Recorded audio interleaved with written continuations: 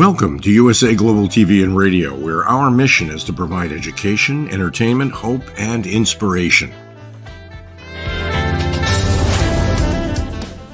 USA Global TV and Radio connects you with experts and audiences all around the world every single day to help you succeed in business and to live a richer life. Visit us at usaglobaltv.com to learn about career and life-changing training and mentoring programs like the Listening Mentor. Subscribe to our newsletter to stay informed about our special programs and offers. Discover how you can become a guest on one of our shows or a host or producer of a USA Global TV and Radio show of your very own. That's USA Global TV and Radio, where the doctor is always in.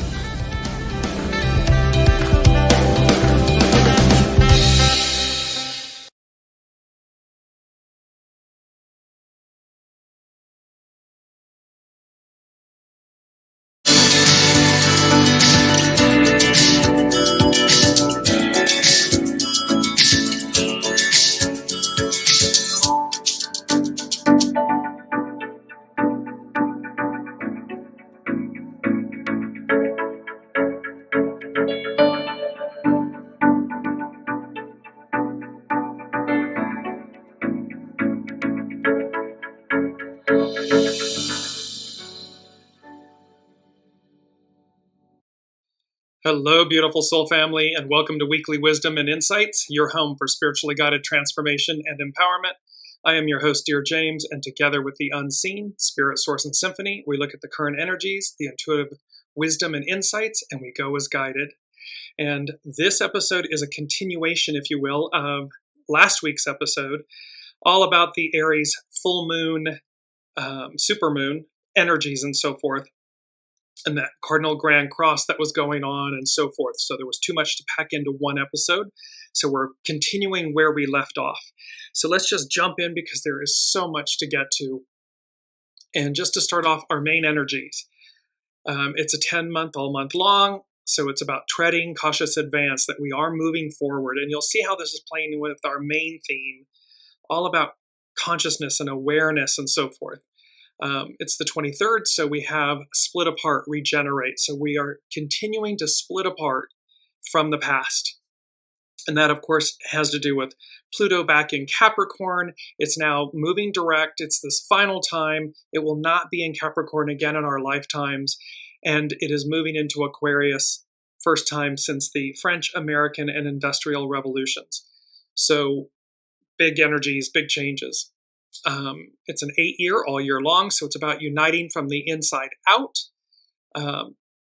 It's 14, great possessing, shine, because we're meant to possess this great possessing. Everything that's within us is meant to come through in the most pure, authentic manner and to shine our light. And it culminates in a 5, which is nourished while waiting, patience. And so it's to know that we have everything, that we're nourished while we're waiting, and to seek patience, practice patience.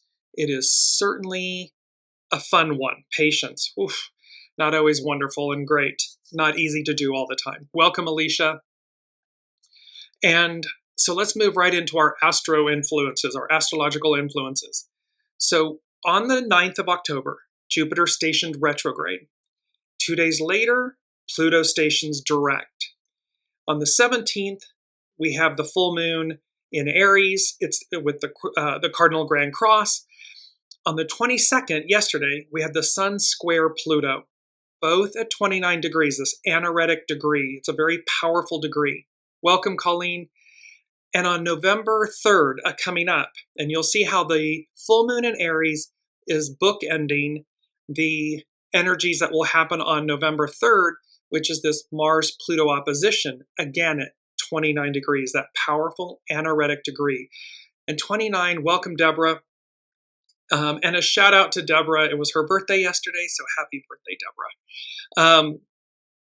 So we see these big changes because of the 29 degrees. And these astrological influences, the energy surrounding them is hidden no longer. We had this last week, so hidden no longer, a crescendo of change. And so remember that hidden no longer was about either you're not hidden any longer, you come up and out and there's more public presence and so forth, or what's been hidden is hidden no longer. And then a crescendo of change. And how that, and it's number 4, from the unseen. And what they said was avalanche of change. And so there was both this crescendo of change, but avalanche of change. And so an avalanche, a sudden arrival or occurrence of something in overwhelming quantities, and or undergo a rapid increase in conductivity. That's from physics. So we can see how this avalanche of change, in its 4, is the fact that it can literally be a sudden arrival or occurrence of something in overwhelming quantities, which can be positive, again, positive or negative, depending on how we're emitting, what we're putting out, and or this undergo a rapid increase in conductivity, electricity, magnetics, and so forth. Crescendo is the highest point reached in a progressive increase of intensity. So we've been building to this moment, to this handoff. It's the unseen is showing me the relay race, where we're moving from Piscean to Aquarian, patriarchal to matriarchal. So the highest point reached in a progressive increase of intensity. These are some of the energies that we're working with at these various 29 degrees. So let's move into main themes. So we have heightened awareness. Last week we were dealing with wolf medicine. This week we are dealing with owl medicine.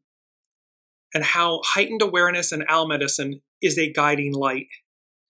The Aries full supermoon, the cardinal grand cross, the sun square Pluto, and this upcoming Mars-Pluto opposition. What we're going to stay focused on, we're using the astrology to guide us, kind of as the roadmap, if you will. With the unseen then overlaying all of this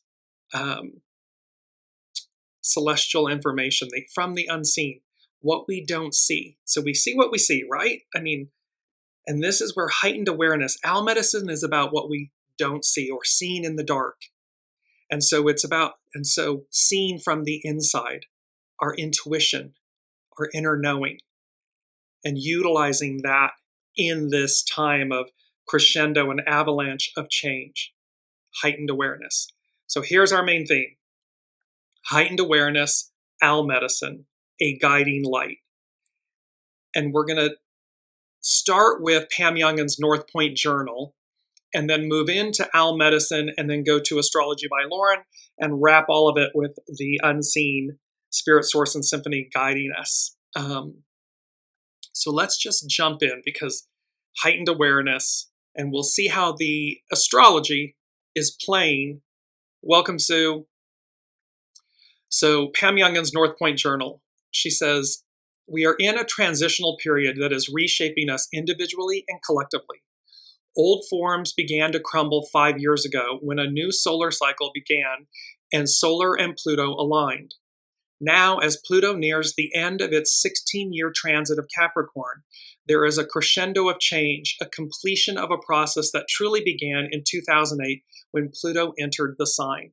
So remember, Pluto enters the sign in 2008 in Capricorn. It was in 2008, it was, closest to the Great Recession and so forth, and institutions, banks failing, the housing market, all things that are tangible, Capricorn, Earth. And so here we're completing this 16-year cycle. Pam goes on to say, we are starting to see the cumulative effects of so many endings. As we individually review all that has changed in recent years, it is clear that our old identity, pre-2020, no longer fits. The goals and the roles that we previously claimed have either slowly or at times abruptly fallen away. In some ways, we are eager for the new, and yet the unknown that lies before us, while intriguing, may also be unnerving in its vastness. And so again, all of this time, who we've been, pre-2020, the masks, the identities, the labels, the roles, all of these things, they're changing because we're changing, because The world is changing. The celestial world is changing. We are leaving a 2,000 plus year, era, and moving into a completely new one. And so what worked before in the past no longer works. We are not who we once were. And we will not be the same person that we're going to be in the coming years continuously or forever. The one constant is change. Pam goes on to talk about from full moon to Mars Pluto. So the full moon on October 17th was a powerful one that drew upon the energies of transformational Pluto and dynamic Mars to augment its effects. That lunation was one bookend of a 4-week period that will prove to be life-changing for many. The other bookend on this time is the Mars-Pluto opposition that perfects on November 3rd. Welcome, Brigitte. We can consider these weeks from mid-October to mid-November to be very Plutonian in nature. Some will be drawn deeply inward during this time, seeking a more complete and understanding of their own psyche. We are compelled to become better acquainted with the truth of our being, to discover our inner source of power. Remember from last week, truth is coming at us like a freight train, and there is no looking away. So again, the more proactive we are about looking inside, about dealing with our shadow, or dealing with the things that are coming up that we're meant to release. We're meant to cleanse our vessel, empty our vessel, to make space for the new. Since external indicators of who we thought we were have fallen away, now we seek a deeper identification with our soul and its path and purpose. So again, everything's purposeful. So everything leading up to 2020, everything that we've been and we've experienced and everything, it's all purposeful. But now, as those experiences and images of ourself and our experiences and so forth fall away, as Pam Young would say, we now seek a deeper identification of our soul, with our soul, and its path and purpose. What did my soul say it would do in this lifetime, in this incarnation? That should be the driving question, the leading question, the go-to question. What did my soul say it would do? And then align ego, mind, personality, action with that purpose, that quote-unquote, soul purpose. SOULSOLE. So here, Pam continues. However, some will seek power externally during this Plutonian time. The struggle to reclaim a disintegrating identity and the fear of opening to the new are being projected onto the world stage. These are the underlying reasons for the battles manifesting in the outside world. And remember, this is that train. I'm just bringing up the image. This is that end of the line, hanging on by a thread. So some will seek to use this Plutonian energy from its shadow. They're trying to claim or reclaim a disintegrating identity. But that time has come and gone. We've been there, done that. And so it's the train that ends. It's the train that goes nowhere. That doesn't mean they won't try to use this Plutonian energy for that purpose, to that end. However, the positive, the higher octave of the Plutonian energy is to reveal the guck, the goo, what's been hidden from the light, to transmute it, transcend it, so that we advance, we evolve, and move forward. Pam Youngins continues, Sun in Scorpio. We are assisted in this process of self-discovery by the Sun's ingress into perceptive Scorpio this Tuesday. That was yesterday. Scorpio is a very complex and somewhat enigmatic sign.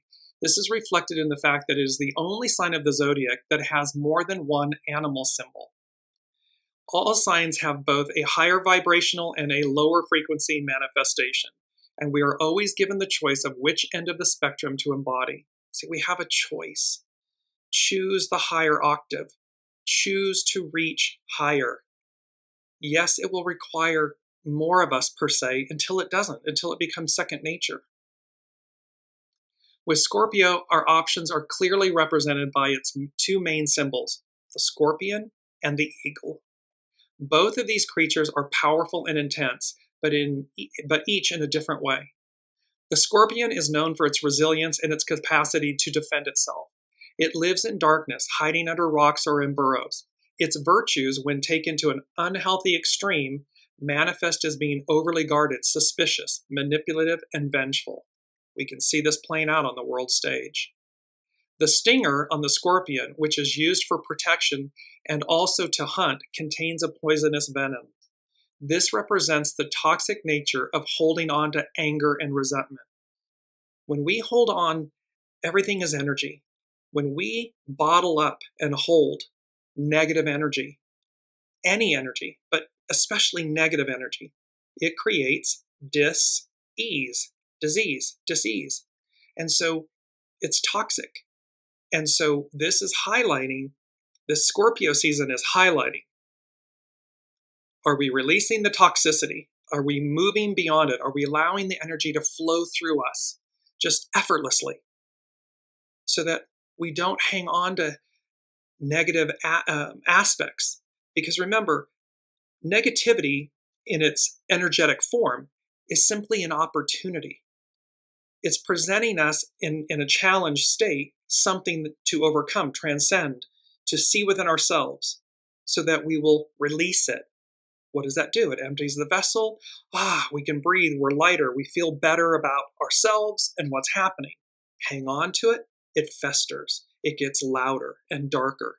And you'll see how that is a part of owl medicine coming up in just a second. The eagle nests high in the trees and is known for its clear vision. As it soars above the landscape, it sees the darkness, the shadows in which the scorpion lives. But it also sees and is drawn upward to the light. The eagle represents the ability to rise above obstacles, to be free of attachments, and to gain spiritual enlightenment. And the owl is, in essence, the counterpart to the eagle, because the owl has such all-seeing ability in darkness. It's their equivalent, the owl and the eagle. A third animal symbol commonly associated with Scorpio is the phoenix. This creature, which bursts into flames and is reborn from the ashes, represents the transformational process of death and rebirth that is part of the Scorpio experience. So as we end, and again, individually, so whether it's an individual person, a business, an institution, a government, us as a collective whole, this Scorpio season represents the death and rebirth of these shadow Plutonian energies that are coming up to the light to be transmuted. At the same time, that Plutonian energy is bringing in and advancing us forward and advancing us into the Aquarian age, which again, it hasn't been there in 246, 47 years. And when it was there last, all of this advance, all of this growth, all of this expansion, that's what's on offer for us. Pam Youngins concludes, as the sun transits the sign of Scorpio from October 22nd to November 21st, we likewise are experiencing a death and rebirth. Our tasks during this time are to maintain the higher perspective of Eagle, to use the tenacity of Scorpion to stay aligned with our inner truth, and to let go of attachment to the old forms so that the new may be birthed. It is not about clinging to the edge of that train that's going nowhere, that's ending. It's about the letting go of the old forms so that we're rebirthed. It is especially appropriate that we are working with the effects of the Mars-Pluto opposition while the Sun is in Scorpio. These two planets are the co-rulers of Scorpio due to its embodying its traits of intensity and willfulness, courage, and passion. And you'll see how courage is playing a role here in a second. So we're setting the stage for these energies. Now let's move into owl medicine. And this is by Jess Hagen with urbanhealersofla.com, her spiritual animal blog. The owl spirit animal totem teaches how to listen for the truth and not be deceived. Remember, the truth is coming at us like a freight train. We are not able to turn away. We don't want to.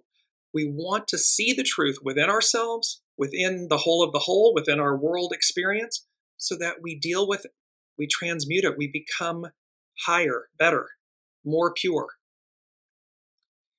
The owl is a living radio telescope with sonic discs surrounding the eyes made of feathers that funnel the slightest of sounds directly into her high-range ears. Unlike most birds of prey, the owl's satellite dish eyes are forward-facing and extra large for her head size, giving her binocular vision. One ear is situated higher than the other. This auditory asymmetry, along with the ability to pivot the neck 220 degrees, allows the owl to pinpoint the exact location of a sound without ever moving her body. There's a heightened awareness. There is a connectivity. Remember, the owl has a piercing vision in pitch blackness and darkness. And she can do all of this without moving her body. By turning her head until the sound is heard in both ears, owl then knows she is staring straight at the origin of the sound, meaning her prey. Once accurately positioned, her large nocturnal eyes are then able to locate a tiny object in pitch darkness with minimal use of energy. Her flight feathers are fringed with a second layer of fur, making her gliding approach completely silent. Her fierce vision and hearing, along with her silent cloak of feathers and razor talons, make Owl a master night hunter.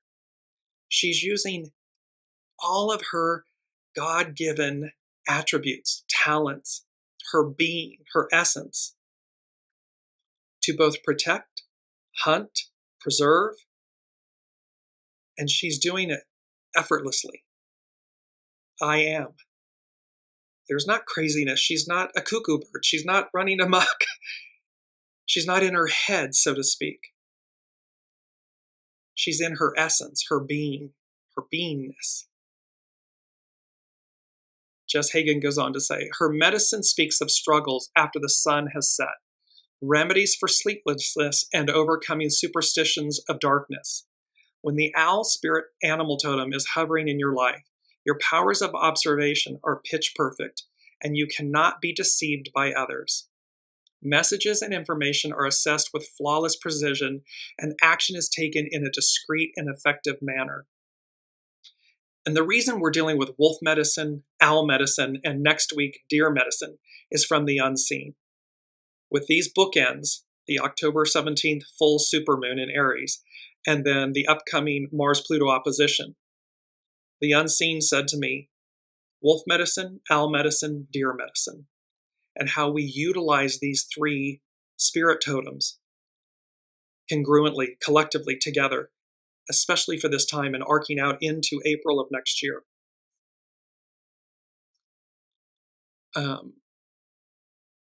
Owl medicine teaches how to identify and stop people who seek to take energy away from you. Owl knows that power is not ours to keep.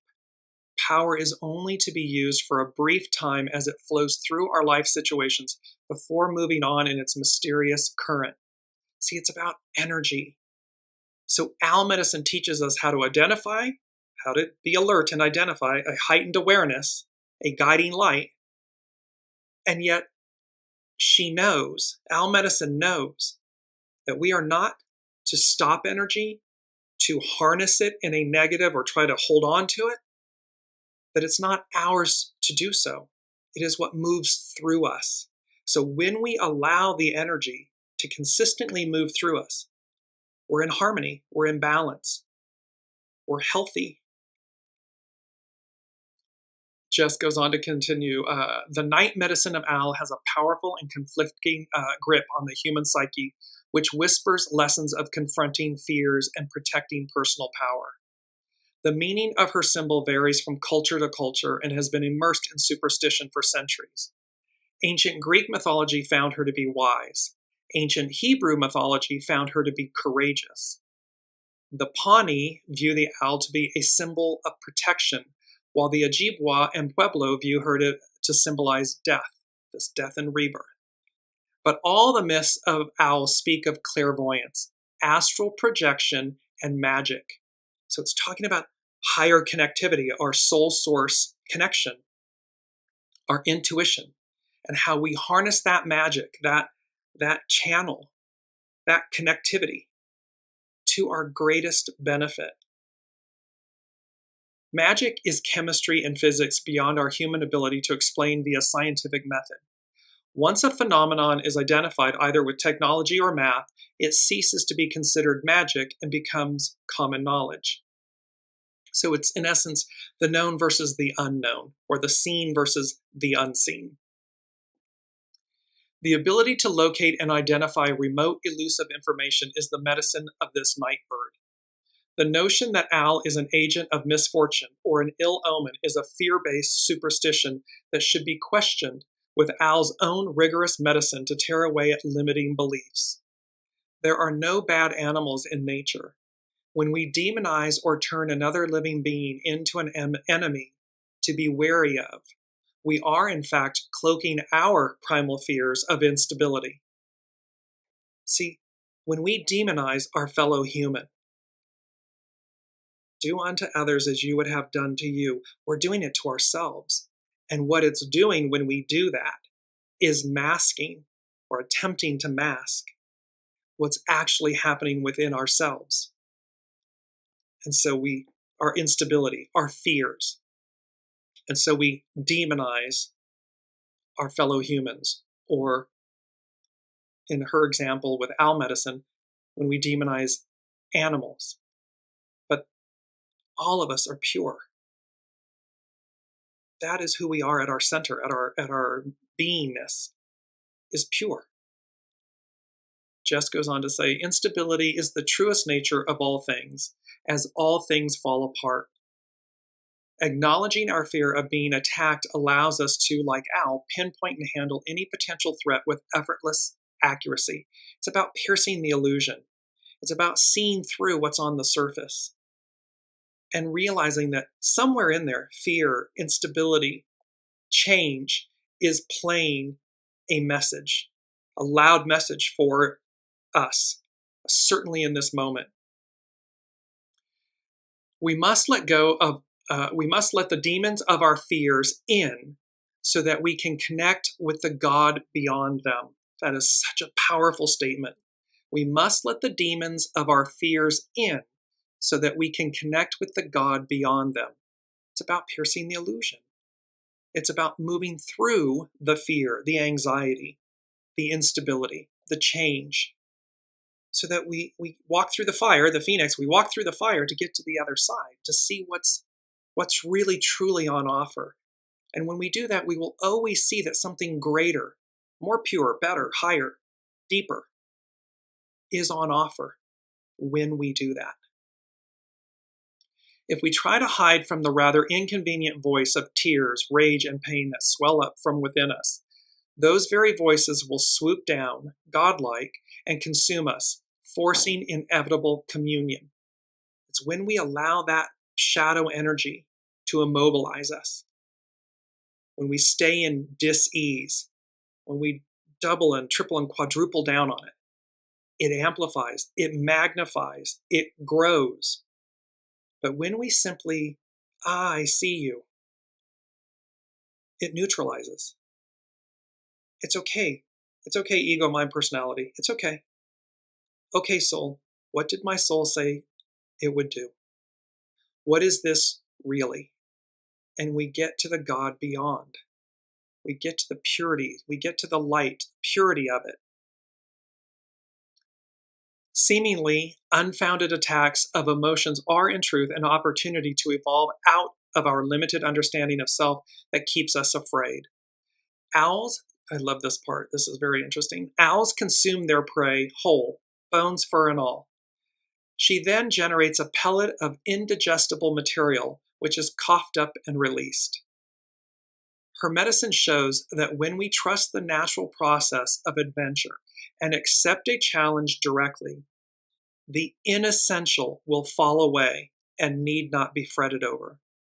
See, we don't get caught up in the craziness of it, or the fear of it, or the anxiety of it, because we know that what's happening when we face it head on Truth is coming at us head on. When we accept it, the inessential, as Jess is saying, will fall away. It need not be fretted over. It just goes away because it was never the moral of the story. It was simply, the prop, the set dressing that allowed us to see it or experience it. But what's on the other side? Purity, greatness, goodness, light. Jess Hagen goes on to say, unlike hawk or eagle medicine, owl medicine emphasizes the neutrality of life on Earth, giving people the objective space to learn painful lessons through misadventures and egoic pursuits. So we can learn it in the cloak of opposites. We can learn it through, quote, challenge, but challenge is really opportunity. Owl's neutrality asks that we develop foresight in our actions and to use the neutral zone of Earth to reduce confusion and suffering. Everything is divine and neutral. So Owl's neutrality, see, it's all divine and neutral. It's seen through the darkness so that we see, like eagle, the light. We can see it all. We see more with greater clarity, heightened awareness, a guiding light. The political message, if your actions have taken power away from another being in some way, be assured that the same power will one day be taken from you. That is Owl's law of neutrality. This law of neutrality, karma. Karma is simply balance. It's evening out the scales. And so again, if we've done something where this is happening, then do unto others as you would have done to you. It'll boomerang back. It'll come back. The political message of the owl spirit animal totem can be seen in her ability to hunt skunks. Due to her reduced sense of smell, owl is one of the rare predators of this smelly creature. Skunk medicine, when out of balance, often involves a lot of unnecessary hype and posturing, which owl sees right through. Her medicine reminds you to be ever aware of people who wish to trick you and use you as a resource for personal gain. We are seeing this playing out on the world stage. Multiple world leaders, institutions, and so forth, looking to present unnecessary hype and posturing because they want to use you for personal gain. So we can see this in the greater whole of the whole, and we can experience it on our individual relationships and so forth. But the owl sees right through it. Owl medicine perceives any attempts at deception with a hunter's vigilance. If out of balance, owl is asking you what it is you have allowed yourself to be deceived by and why. It will always be an inside job. It's number 8, unite. We are, and 23, splitting apart. So when we're being deceived, it's because we're allowing it. We're not listening to our soul source connection, our inner knowing.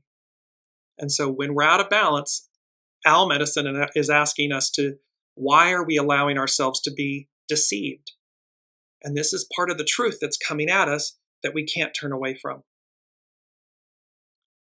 Use your common sense to home in on the ill intent that someone may have aimed at you. Addressing manipulation head on rather than living in shy tolerance of abuse will not only heal you, but it will also heal the world. As Al reminds us, we are not part of the world, we are the world. We are as inseparable from our environment as Al is to her feathers. Whatever you accomplish, the world accomplishes, because we're all one, united. So again, as everything's energy, everything that ripples out is reverberating. It's constantly in motion. Our first responsibility is to dissolve the feelings of fear and separation within our inner life, which compel us to attack our environment, an external aspect of our own self. We must pierce through the illusion. When we pierce through the illusion, we see what's operating or happening within ourselves, and then we don't attack our neighbors. We don't attack our fellow humans, because ultimately what we're frightened of or fearing is within us. It's not them. It's a story, a script, a label, an identity, an experience that we're clinging to and hanging on to. We're not transcending it. And thus we get stuck in dis-ease. And it breaks down the harmony of the energy flowing and the reciprocity of purity and goodness coming back to us. It breaks down. Addressing our personal inner state will change outward reality. Owl's eyes burn bright yellow in the night, bringing the light of day into the dark of night. There is even, in the darkest of hours, a way to listen and locate the tiny stirrings of movement that will lead us out of any impasse. So this is the power of owl medicine, and it reminds me of the Two of Swords in the tarot. And the Two of Swords, there's a woman depicted on the card. She's facing away from the water. The water is emotion, inner knowing, intuitiveness. There's the crescent moon. She's blindfolded, and she has two swords that are crisscrossed before her. The meaning of the Two of Swords is that we must go inwardly. Like the owl, we must use the senses, our internal knowing, our soul source connection, to discern fact, truth, so that we know which direction to go. Because again, it's about heightened awareness. It's about clarity. It's owl medicine, a guiding light. And number one from the unseen this week is the importance of being earnest.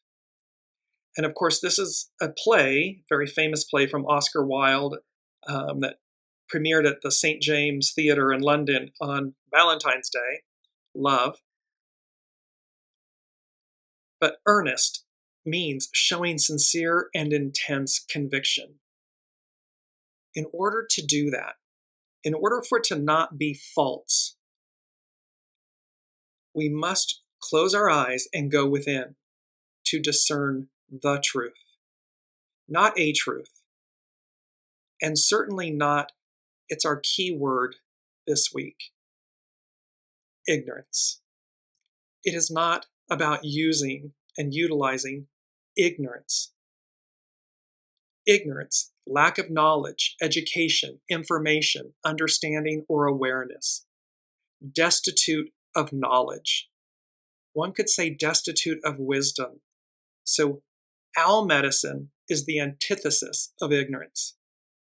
Owl medicine is about inner light, inner vision, inner truth, the truth, and how we utilize everything within ourselves to overcome any illusion, any shadow, any challenge, any ignorance.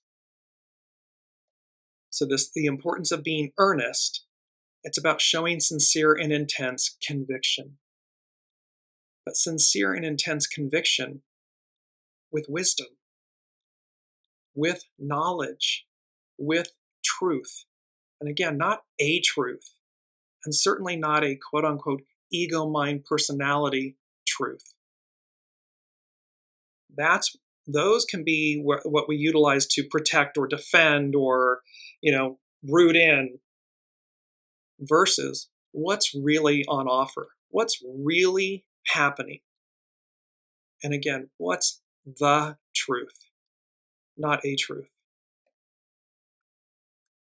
So now we move to Astrology by Lauren. And she begins, growth is painful. Change is painful. This is a quote by N.R. Narayana Murthy. So growth is painful, change is painful. But nothing is as painful as staying stuck where you do not belong. See, when we become stuck and stagnant and stubborn, the energy ceases to move. Think of this in terms of water. Would you wish to consume stagnant water? Or do you want, quote unquote, living waters? Waters that are fresh, that can be consumed, that nourish us. It's the same with energy. So nothing is as painful as staying stuck where you do not belong, where we do not belong. We don't belong in the past. We are created to advance, to move forward, to evolve. Lauren goes on October 12th, Pluto stationed direct. Now, 10 days later, the sun at 29 degrees Libra makes a square, a harsh aspect, because squares are energy that needs to be released. So Libra makes a square to Pluto, also in the anaretic last degree of Capricorn. This happens every time that Pluto stations or appears to stand still, and is indicative of an adjustment in the planetary cycle, which also is a time for us to adjust to this direct phase of Pluto. Because Pluto is in this very last degree of the sign of Capricorn, never to return again in our lifetimes, it carries so much more weight and meaning, both collectively and individually. So again, dig deep, look into your individual lives and at the world stage to see where are we being shaken loose? Where is who we were before? Are we being challenged or given the opportunity to proactively release it, see it, so that we make space for the new? As mentioned before, as Pluto stations this month, it does so with a semi-square to Saturn in Pisces. So as the sun perfects its square to Pluto on the 22nd, it also makes what's called a sesquiquadrate to Saturn on the 21st, shining a light on this minor but potentially troublesome transit, which actually began back in January 2020 when the current Saturn-Pluto cycle began. And so remember too, it's important astrologically, as above, so below. So the heavens, for time immemorial, the heavens, the stars, the planets, have been the celestial stage speaking to us, speaking wisdom and knowledge about the progression of humanity, our experience here on Earth. Saturn-Pluto cycles, which last about 33 to 38 years, can at first feel like destruction, imminent danger, and fear of annihilation. But what arises out of that is a determination to survive, grow, and evolve from who we once were, better and stronger than we were before. It's not about staying who we were in our entire lives. And we know this to be true because, again, the 5-year-old is not the 12-year-old, is not the 20-year-old, is not the 90-year-old. They are different individuals because of their collective journey. So the 90-year-old, while they may be youthful and childlike, is not the 5-year-old. There's a continuum. That's the point here. What happens, hopefully, is that as we journey, as we experience, as we quote-unquote age, we're honed and polished and refined. We become more than we were before. Or perhaps the human becomes more aware of who their soul always was. It's the opportunity to be our highest octave of self, which is the soul. So the human becomes aware of the opportunity to live that, mirror that, experience that, instead of fighting against it or fearing it or feeling separated from it. The metaphor for destruction and imminent danger was certainly true when this current cycle began in early 2020. The opening semi-square between Saturn and Pluto, which we are experiencing now, is the next phase of this cycle. Similar to the crescent moon phase of the lunar cycle each month, this is when our mettle is being tested. In truth, it can seem with Saturn-Pluto aspects that what doesn't kill us will make us stronger. And that, of course, instantly had me, it's a Kelly Clarkson song, Stronger. What doesn't kill you makes you stronger. It invoked that. Stronger in the sense of having greater agency over our own life and destiny. Heightened awareness. The only way to have a greater agency over our own life and destiny is to have a heightened awareness, a guiding light, owl medicine, wolf medicine. Which wolf am I feeding? To connect into our soul source connection and allow our soul to lead. That makes us stronger. That gives us greater agency over our own life and destiny. When we're operating from ego, mind, personality, it's an illusion. It's a complete illusion. And of course, it can crumble very quickly because it's not built on solid ground. For the 16 years that Pluto has been in Capricorn, it has exposed the underlying faults and decaying structures in society and in our own lives. These can be our literal foundations, like the roads and highways, the government, governing parties and their leadership, or the foundations of a building. It can also be our relationships, how we see ourselves, our relationship with ourselves. Where have we been deceiving ourselves? And what's the actual truth? These include what were once considered time-honored traditions or monuments, but which now no longer represent who we are as a society or as an individual. We create our own personal foundations upon which we rely and depend on for our sense of identity and security. The labels, the identities, the masks, the scripts, the stories we tell ourselves to feel stable. But what if all of that is an illusion? And it's not what if. It is an illusion. So the more important moral and point is, who are you without all of that? And the only way you'll know the truth of that answer is when it's all stripped away and you listen to your soul and you say, oh, I'm still here. I'm still standing. Oh, this is who I am. It's not what I drive or where I live or the occupation I perform. Those are all set dressing. It's Rise of the Guardians. It's who are you at your center? That's who you truly are.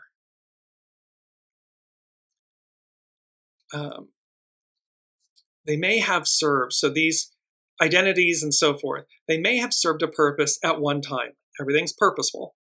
But when these become outmoded or irrelevant, or even decadent, it's time to create new and improved structures, systems, and foundations that are more sustainable and that allow us to continue to grow and evolve. Easiest example of this is relationships. When two people are in relation, and this can apply again with leadership and businesses and so forth, when we continue to grow with one another, when we continue to choose to grow with one another, life continues to flourish and unfold. When we don't, when we're stuck, when we're stubborn, when we're saying we're never going to change, things die. It's just it's that simple.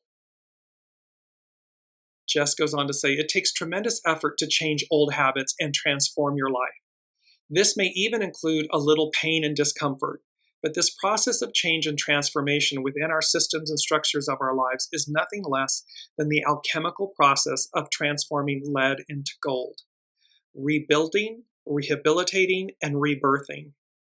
And like a butterfly leaving its cocoon of safety and familiarity, it is time to say goodbye to that which we have outgrown and no longer serves us, to build better, more reliable structures that we can depend on far into the future.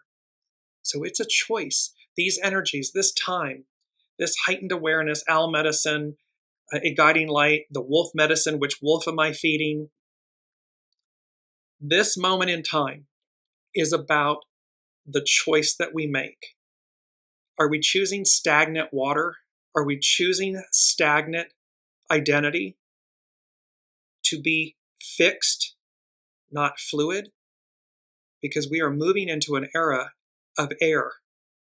So air denoting fluidity and the energies moving through us. Welcome, Olivia.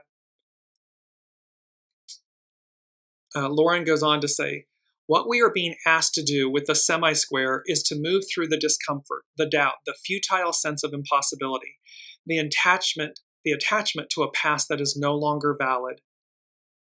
And what's the definition of suffering? Attachment. When we're attached to something, it creates suffering because the energy becomes stagnant. It's not moving, it's not flowing. And we want it and need it to flow. So the futile sense of impossibility, the attachment to a past that is no longer valid and may in fact be holding us back. It may be painful and scary. Saturn-Pluto transits have this way of pushing all our buttons. They dig deep down to the very quick, to the very source. And the only way we can do this is to face ourselves. It requires incredible humility and honesty to do this well. It can be painful, but it is necessary. That's what growing pains are all about. I want to just bring in the second thing from the unseen. They said, courageous and true. You step boldly forward into the light, into the limelight. So here's what's, so incredible humility and honesty, but also courage. Courageous and true. You step boldly forward into the light, into the limelight. So again, remember, welcome Ava. So remember this whole aspect about how we are, no longer hidden. And this crescendo moment and an avalanche moment, or this crescendo of change and avalanche of change. There's this opportunity to boldly step forward into light, and some, welcome Kiki, and some will be stepping into the limelight. So stepping up, stepping out, stepping into the light is on offer. Astrology by Lauren, she concludes, one of the things that will become progressively more obvious after Pluto enters Aquarius in November is that we are being asked to not look back at what once was, but to gird our loins and to look forward with a world of possibility and what can be. So yes, can it be challenging? Can it be scary? Yes. And so, this kind of but it's to not look back. It's to look forward. So as Astrology by Lauren, she's saying, gird your loins, but look forward to the world of possibility of what can be. Be proactive. Do it with open arms. Allow the butterflies and the nervous energy, but proceed. Do it. Do it anyways because you know it to be correct, true, and right for you.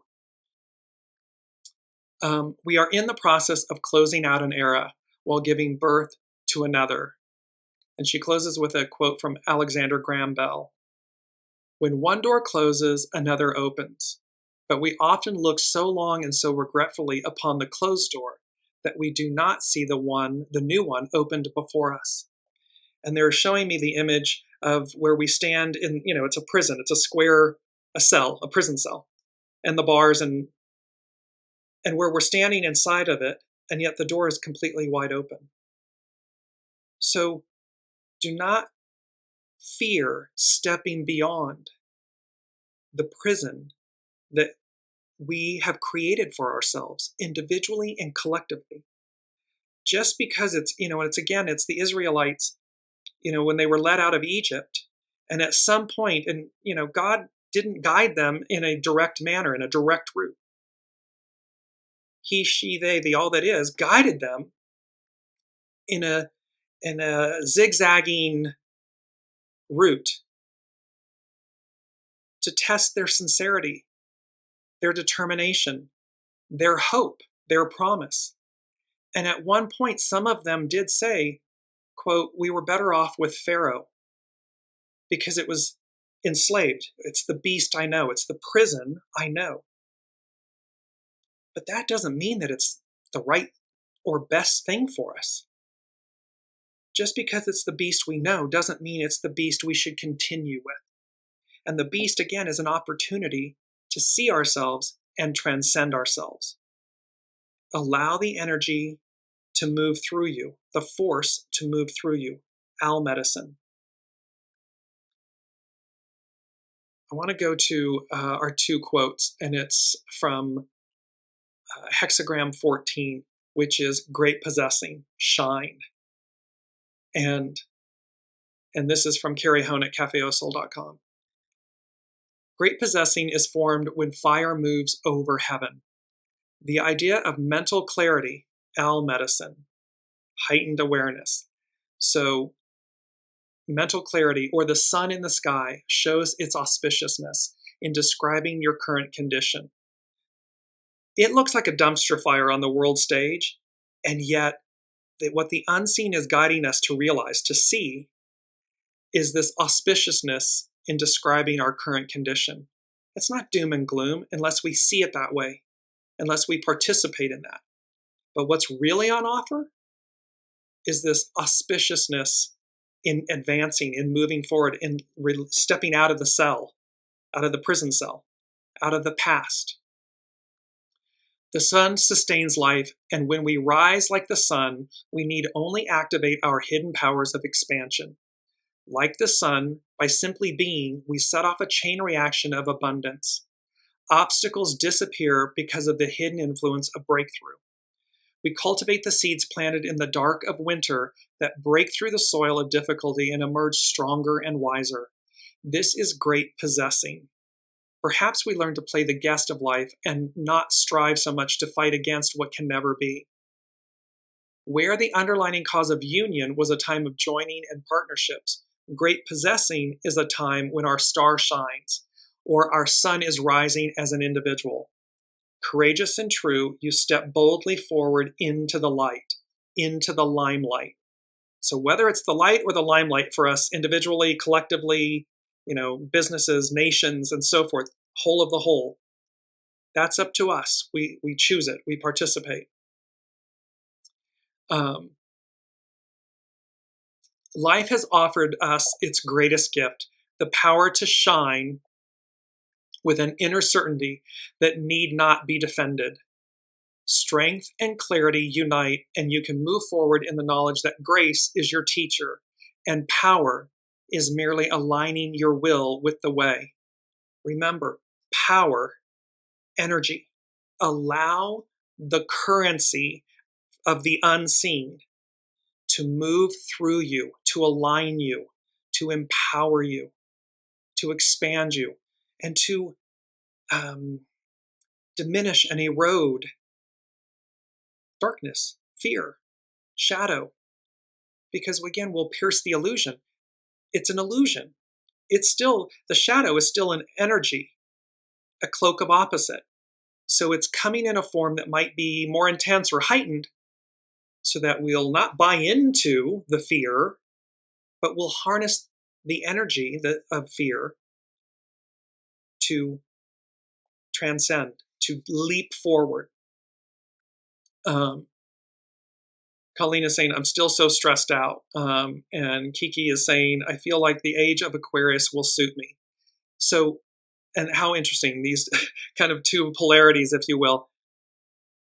There is a lot of concern on the world stage. There's a lot of energy at this moment. There's a lot of anxiety, trepidation, fear of where it's all going. But remember, great possessing, shine, there's auspiciousness available to us. And so stay focused. Don't buy into the fear. Stay focused on the advance. Stay focused on the heightened awareness, the higher energy, the higher octave. Eagle, not scorpion. Phoenix, owl medicine, wolf medicine. Which wolf am I feeding? The one that wins is the one I feed. The message, Carrie Hung goes on to say, the message can be about wealth, success, or just a sense of knowing you have arrived. And see, there's this sense of knowing we've arrived. We have arrived. God, are we in the thick of it? Yes. And it's painful and it's scary, but it's only because it's the illusion of clinging to something that was versus embracing what is. And so, and again, we're moving forward. Pluto is moving forward. It's advancing into Aquarius. And the Mars-Pluto square, the Sun squaring Pluto, all at the anaretic 29th degree, denoting endings and beginnings. Our first quote, the character is firm, strong, ordered, and clear. The image of possession in great measure. So when we're firm, when our character is strong, we're standing on a solid foundation. So it's firm, it's strong, it's ordered, and it's clear. Heightened awareness, soul source connection. This is the image of possession in great measure. Anything less than that falls short. Great possessing is the image of an inexhaustible source of energy that is available when you open yourself to nature's drive toward excellence. This is our second quote. The master said, "Do not play the host, but become the guest."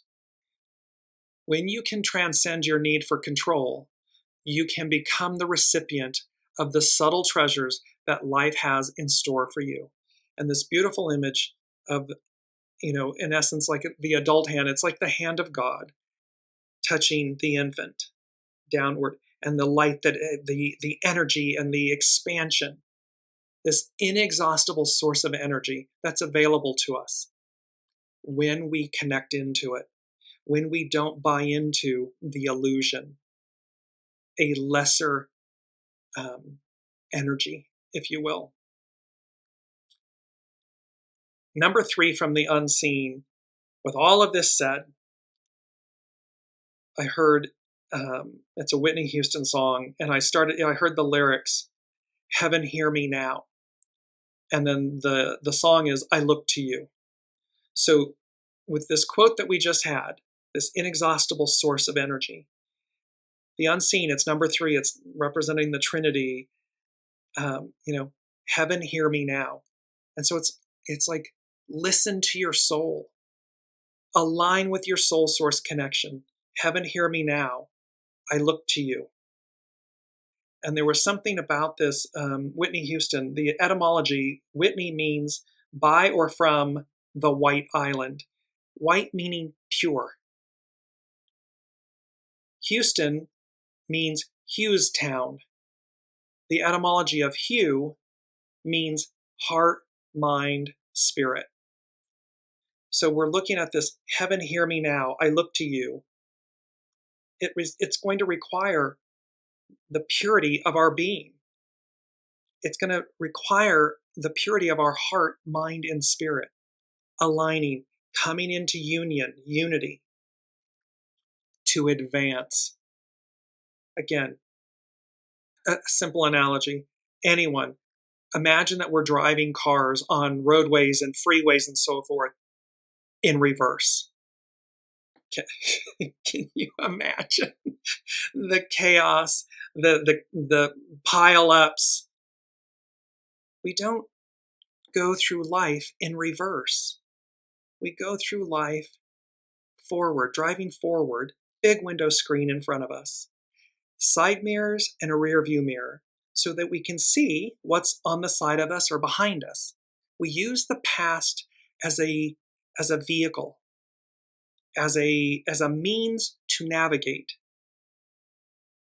But we clearly move forward. We drive moving forward with this expansive window screen in front of us, allowing us to see everything before us. That's the moral of these energies and of this moment in time, and where those that are clinging to an old way, it's futile. It's an illusion. It will collapse under its own weight because it's meant to, because it's the past. It's not the present future. And so that's where, and this, I'm going to bring this up and we'll close out with this. It's this beautiful image of 555, as if you're looking on a clock, a digital clock, 555. And there's a feminine, a woman, a feminine, with the sun setting, this beautiful purple and oranges and reds and everything, and she's holding this billowy, beautiful piece of fabric. It's about change. It's about time. It's now. It is this moment in time. And that is where we are heading. And we close with number 5. See, 5, number 5 from the unseen. And it was one profound, pure, simple word. Peace. As we will see next week, Dear Medicine is about tranquility, forgiveness, and peace. And the only person we ever need forgive is ourselves. So this forgiveness starts within. Everything begins within. So forgiveness, but it's peace. And it's Dear Medicine setting us up for next week's show in this trilogy of Wolf Medicine, Owl Medicine, Deer Medicine. And these bookends, the Aries full supermoon that occurred on the 17th of October, and this upcoming Mars-Pluto opposition that's on the 3rd, and really in far greater aspect, what's occurring in this moment. So until next week, be well, be gentle, and kind with yourselves. Be proactive. Engage wolf medicine. Engage owl medicine. This heightened awareness, a guiding light. Because when we operate in this, and it's not in our ego, mind, personality, when we operate in our soul source connection, this higher octave, this heightened awareness, everything becomes clear. We can be courageous. We know the importance of being earnest. There's a crescendo and an avalanche. We step into the light or the limelight. And ultimately we experience peace, fulfillment, joy. And that is what life is about. That is what it's about. It is not about doom and gloom and destruction. That's a choice. Peace is. Love is. I am. So until next week, be well. I love you all. Thank you for your presence and your comments and for being on this incredibly beautiful journey with myself and certainly with the unseen Spirit Source and Symphony. Until next week, love you all.